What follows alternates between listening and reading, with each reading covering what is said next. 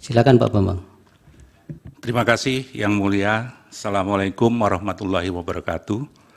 Yang saya hormati dan saya muliakan Ketua Mahkamah Konstitusi, para hakim konstitusi, yang saya hormati saudara-saudara penasihat hukum, baik dari pemohon, termohon, dan pihak terkait.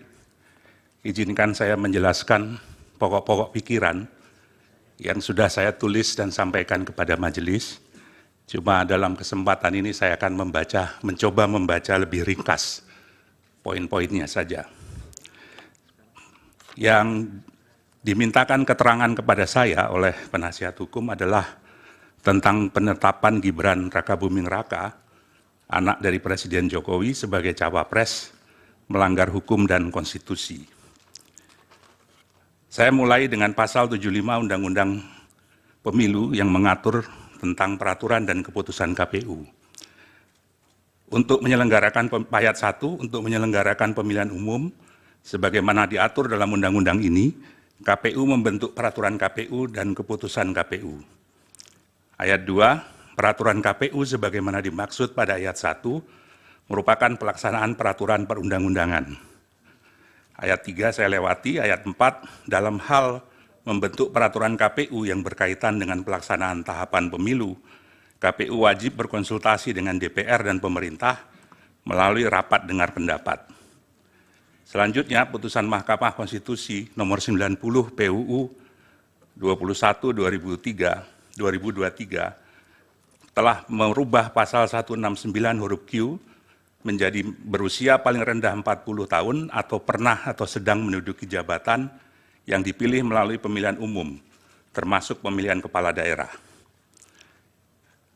Selanjutnya, pasal 221 sampai 230 Undang-Undang Pemilu mengatur tentang tata cara penentuan, pengusulan, penetapan pasangan calon presiden dan wakil presiden. Selanjutnya, di pasal 231 ayat 4 Undang-Undang Pemilu mengatur sebagai berikut, ketentuan lebih lanjut mengenai tata cara verifikasi terhadap kelengkapan dan kebenaran dokumen persyaratan administratif bakal pasangan calon diatur dalam peraturan KPU.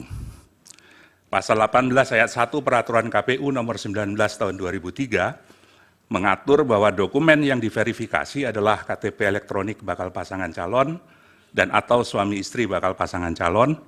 Yang kedua, akta kelahiran WNI bakal pasangan calon atau suami istri bakal pasangan calon yang telah dilegalisasi oleh instansi yang berwenang dan seterusnya.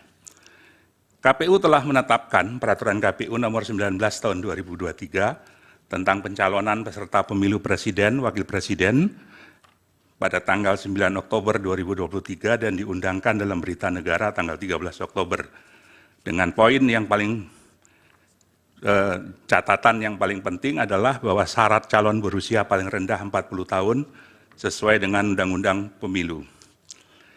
Kalau kita baca dari kronologi tahapan pendaftaran paslon dan kesesuaiannya dengan peraturan perundang-undangan, KPU berwenang menerima pendaftaran, memverifikasi berkas, dan mengumumkan hasil verifikasi pendaftaran, menetapkan pasangan calon yang memenuhi syarat, dan melakukan pengundian nomor pasangan calon sesuai dengan ketentuan. Tanggal 9 Oktober, peraturan KPU nomor 19 tahun 2003, syarat pencalonan berusia paling rendah 40 tahun. Tanggal 16 Oktober, putusan MK nomor 90 merubah pasal 169 ayat Q menjadi berusia paling rendah 40 tahun atau pernah atau sedang menduduki jabatan yang dipilih melalui pemilihan umum, termasuk pemilihan kepala daerah. 19 Oktober, pendaftaran calon presiden dan wakil presiden. 25 Oktober sampai 29 Oktober adalah verifikasi dokumen pendaftaran. Masih menggunakan PKPU nomor 19 2023. Tanggal 3 November, peraturan KPU nomor 23 tahun 2003 mengubah persyaratan sesuai dengan putusan MK Tanggal 13 November ditetapkan Capres dan Wakil Presiden, Cawapres. Peraturan KPU 19/2023 belum diperbarui. Yang jadi persoalan adalah mengapa menerima pendaftaran dan melakukan verifikasi berkas paslon 02 yang tidak memenuhi syarat usia sesuai dengan PKPU 19/2023. Penerimaan pendaftaran Prabowo Gibran yang tidak memenuhi syarat oleh KPU adalah tindakan yang diskriminatif.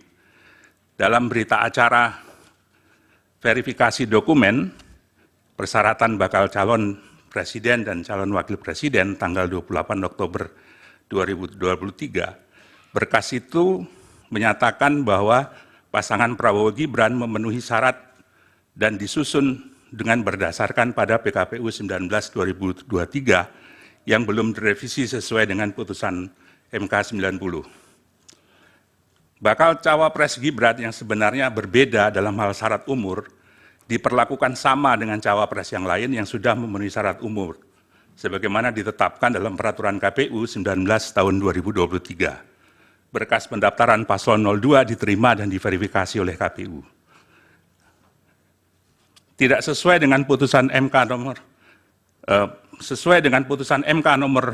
27 PUU 5 Romawi 2007 yang memuat pertimbangan berkait diskriminasi. Diskriminasi adalah memperlakukan secara berbeda terhadap hal yang sama. Sebaliknya bukan diskriminasi jika memperlakukan secara berbeda terhadap hal yang memang berbeda. Dalam kasus ini, sebetulnya cawapres Gibran harusnya diperlakukan secara berbeda dengan peraturan yang berbeda. Tapi dalam kenyataannya KPU memperlakukannya sama dengan calon wakil presiden yang lain, diverifikasi dengan peraturan yang sama. KPU melakukan tindakan dalam rangka penyelenggaraan pemilu yang tidak menaati prosedur asas dan prinsip penyelenggaraan pemilu yang ditetapkan dalam peraturan perundang-undangan pasal 3 huruf D, terutama di Undang-Undang Pemilu, yang menyatakan bahwa dalam menyelenggarakan pemilu, penyelenggara pemilu harus melaksanakan pemilu berdasarkan asas sebagaimana dimaksud dalam pasal 2, dan penyelenggaraannya harus memenuhi prinsip mandiri, jujur, adil, berkepastian hukum, dan selanjutnya. Penyelenggaraan harus netral dan selanjutnya. Menurut prinsip keadilan pemilu, menurut IDEA, keadilan pemilu berarti memastikan bahwa setiap tindakan, prosedur, dan keputusan terkait proses pemilu adalah taat hukum. Keadilan pemilu juga berarti hak kepemiluan dilindungi, dipenuhi, dan ditegakkan. Keadilan pemilu juga berarti memberi ruang bagi pihak yang hak kepemiluannya dilanggar, membuat keluhan, memberikan keterangan, dan menerima keputusan. Selanjutnya, KPU melakukan perubahan PKPU nomor 19 menjadi PKPU nomor 23 pada tanggal 3 November sesuai dengan putusan MK. Seharusnya KPU merubah PKPU nomor 19 tersebut sebelum menerima pendaftaran pasangan calon. Poin berikut adalah berkaitan dengan mandat verifikasi yang diatur dalam PKPU sehingga putusan MK saja tidak cukup menjadi landasan menerima pendaftaran Gibran.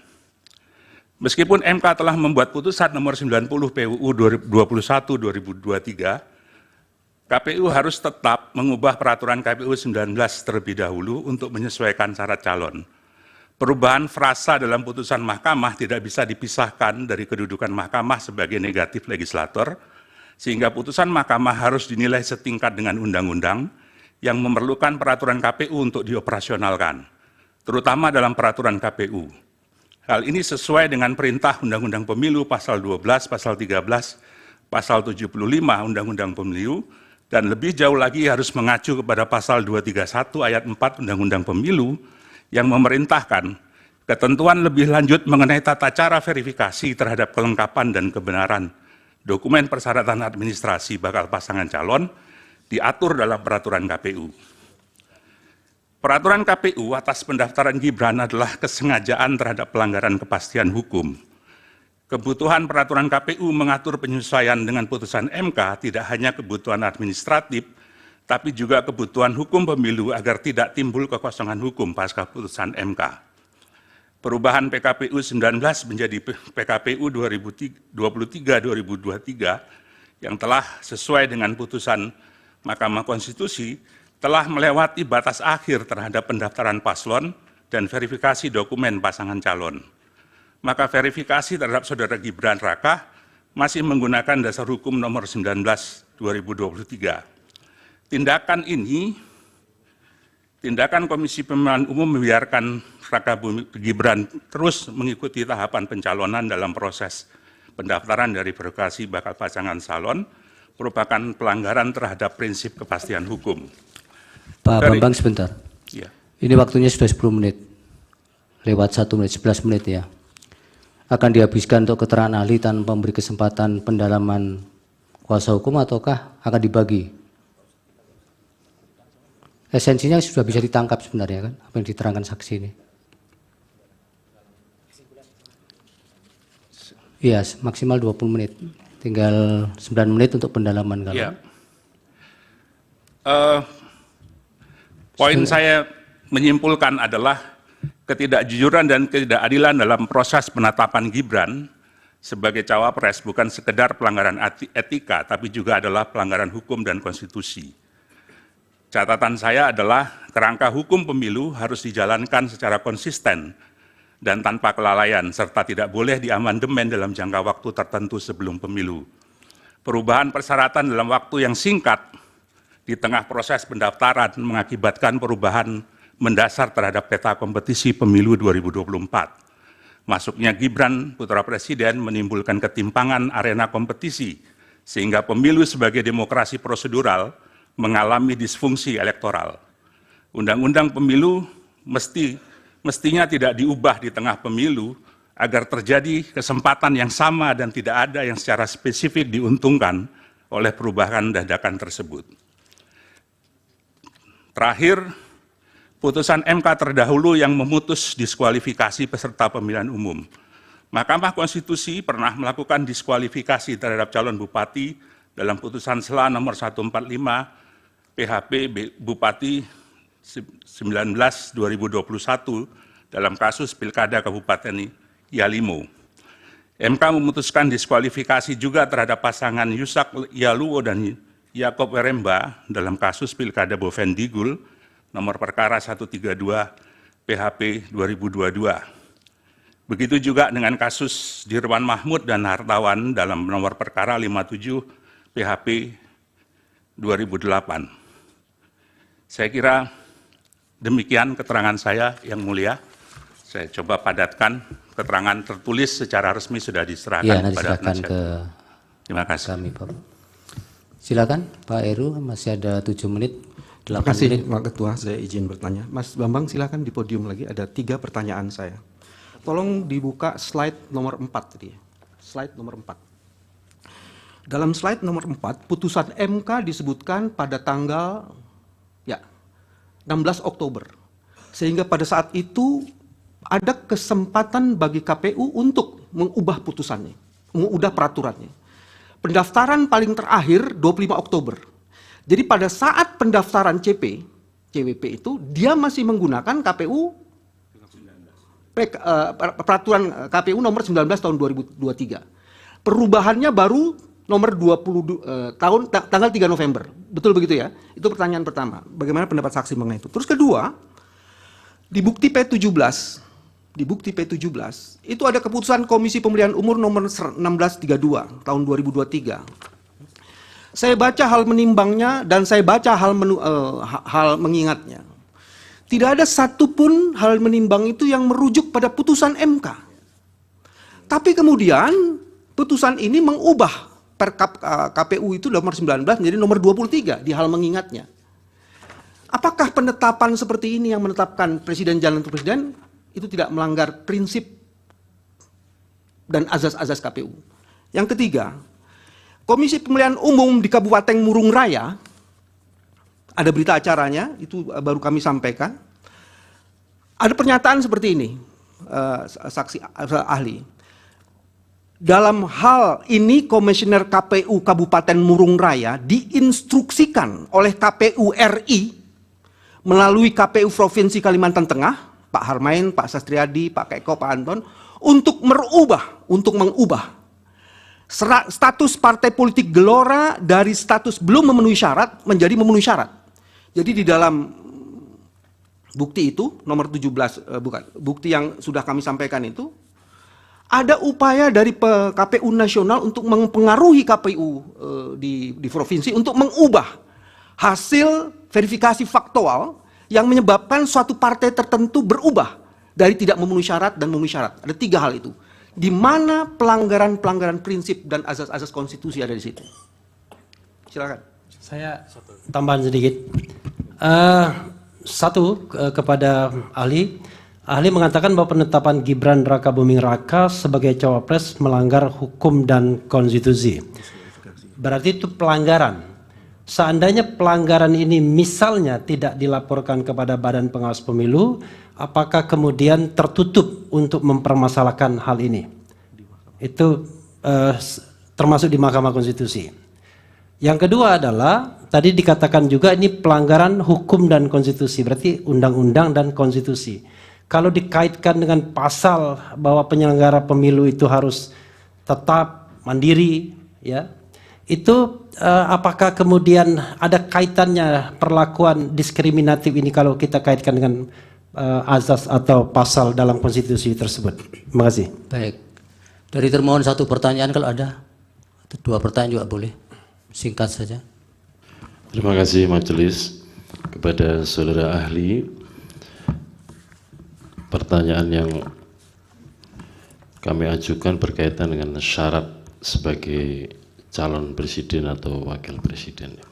Yang pertama, apa dokumen yang harus disampaikan untuk membuktikan bahwa calon itu atau bakal calon itu berusia 40 tahun pada saat didaftarkan.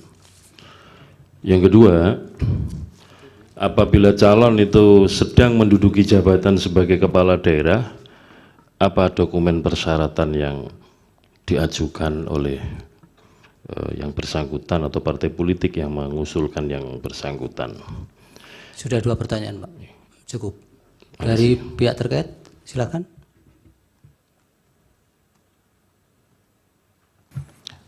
Kami ingin tanya, pertama, apakah saudara ahli tahu dan dapat membedakan antara sengketa proses dan sengketa hasil dalam pemilu?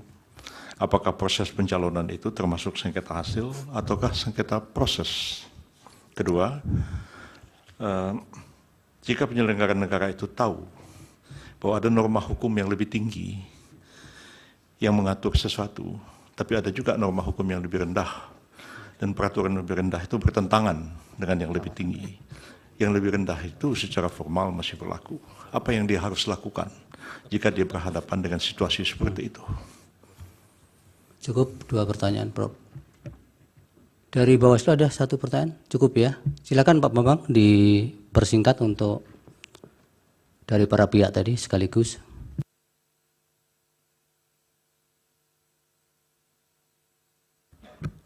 Baik, Yang Mulia. Yang pertama menyangkut dengan timeline yang tadi sudah disampaikan. Antara tanggal 16 Oktober sampai 25 Oktober, menurut hemat saya, pendapat saya, langkah yang harus dilakukan oleh KPU adalah menyusun perubahan PKPU nomor 19 2023 dan mengajukannya kepada DPR.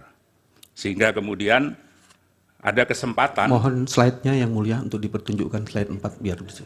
Slide tadi, tugas. Nomor 4 slide. Ya. Ada waktu kurang lebih 9 hari atau 10 hari untuk merubah peraturan KPU 19 2023 ini. Dan waktu ini terbuang percuma, tidak ada tindakan yang berarti dalam mengubah peraturan KPU tersebut. Sekaligus menjawab pertanyaan Prof. Yusril tentang bagaimana kalau ada norma hukum yang bertentangan, seharusnya norma yang lebih rendah menyesuaikan dengan norma yang lebih tinggi. Nah, persoalannya adalah kerangka hukum pemilu itu tidak cuma undang-undang, tapi juga peraturan KPU. Dipertegas dalam pasal 75 Undang-Undang Pemilu bahwa untuk melaksanakan pemilihan umum, KPU harus membentuk peraturan KPU dan keputusan KPU. peraturan itu sebagaimana dimaksud adalah pelaksanaan peraturan perundang-undangan. Dalam catatan ini, maka seharusnya KPU segera mengubah PKPU 19/2023 dan kemudian segera meminta kepada DPR dan pemerintah untuk mengadakan rapat dengar pendapat umum. Karena rapat dengar pendapat umum itu adalah diamanatkan oleh Undang-Undang 7/2017 pasal 75 ayat 4. Jadi ada proses yang harus dilewati melalui hal tersebut. Pertanyaan yang kedua, saya lupa.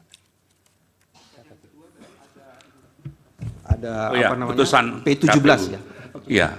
Keputusan Komisi Pemilihan Umum nomor Putusan KPU menurut saya jadi cacat secara hukum karena tidak mengacu kepada putusan Mahkamah Konstitusi nomor 90. Walaupun dia mengubah, saya tidak memegang dokumennya, mengingat pada peraturan Komisi Pemilihan Umum nomor 19, ya, dan kemudian telah diubah menjadi nomor 23. Ini menjadi pertanyaan karena ketika putusan ini dibuat, peraturan KPU nomor 23 itu belum ada, belum disahkan. Ya sudah, yang lain jawab. Yang mulia, pertanyaan saya nomor 1 belum dijawab. Saya kira belum memang, karena saya tadi kebetulan menyambung dengan pertanyaan nomor 2, Prof. Yusril. Baik, yang ketiga pertanyaan dari penasihat hukum, dalam kasus KPU Murung Raya yang diintervensi untuk mengubah status parpol Gelora, setahu saya kasus ini sudah dibawa ke DKPP, tapi menurut saya ini adalah pelanggaran serius terhadap prinsip atau asas pemilu, terutama jujur dan adil. Kenapa jujur dan adil? Karena sebetulnya hasil verifikasi faktual itu menyatakan Gelora tidak memenuhi syarat. Tapi kemudian dipaksa untuk memenuhi syarat. Berarti ada perlakuan yang tidak jujur terhadap dokumen verifikasi itu. Dan ini harusnya diselidiki kenapa bisa seperti itu. Saya nggak tahu bagaimana instruksi itu dilakukan, tapi kalau berdasarkan informasi yang diterima itu, maka ini adalah tindakan yang melanggar pada prinsip atau asas jujur dan adil. Kemudian penetapan Gibran melanggar hukum dan konstitusi. Relasinya adalah bahwa pasal 22E itu mengatur asas pemilu langsung, umum, bebas, rahasia, jujur, dan adil. Tindakan yang dilakukan oleh KPU itu mengingkari asas jujur dan adil terhadap proses verifikasi itu. Karena ada kebenaran yang tidak disampaikan dalam proses verifikasi itu, yaitu bahwa peraturan KPU belum dirubah. Sehingga ketika itu dijadikan dasar, maka putusan itu sudah tidak jujur, tidak sesuai dengan faktanya. Nah, berkaitan dengan pertanyaan syarat calon wakil presiden untuk menentukan usia 40 tahun atau belum, tadi saya sudah menyebut bahwa di peraturan KPU ada dokumen yang harus diserahkan, yaitu KTP elektronik, bakal pasangan calon atau suami istrinya, dan akta kelahiran WNI, bakal pasangan calon atau suami istri bakal pasangan calon. Saya kira itu menjawab kebutuhan terhadap verifikasi dokumen yang diajukan. Kemudian berkaitan dengan sengketa proses dan sengketa hasil, sengketa proses adalah proses yang sengketa yang diajukan dalam proses pemilihan umum, dan ini kewenangan dari Badan Pengawas Pemilu. Dan sengketa hasil adalah sengketa terhadap hasil pemilihan umum yang menjadi kewenangan dari Mahkamah Konstitusi. Baik, sudah cukup. Ya, pelanggaran yang tidak dilaporkan tadi belum dijawab. Oh, mohon maaf, kelewatan. Iya. Berkaitan dengan pelanggaran yang tidak dilaporkan, saya kira mandat dari Undang-Undang Pemilu memberikan tugas kepada Badan Pengawas Pemilihan Umum untuk melakukan pengawasan secara aktif, bahkan kalau perlu Ya, itu proaktif kan dan normatifnya, preemptif. Pak. Yang ini kan yang lolos dari itu. Justru itu saya harus bertanya, Yang Mulia. Seharusnya Bawaslu tahu bahwa ada persoalan ini dalam proses penetapan pasangan calon, karena dia melakukan pengawasan aktif.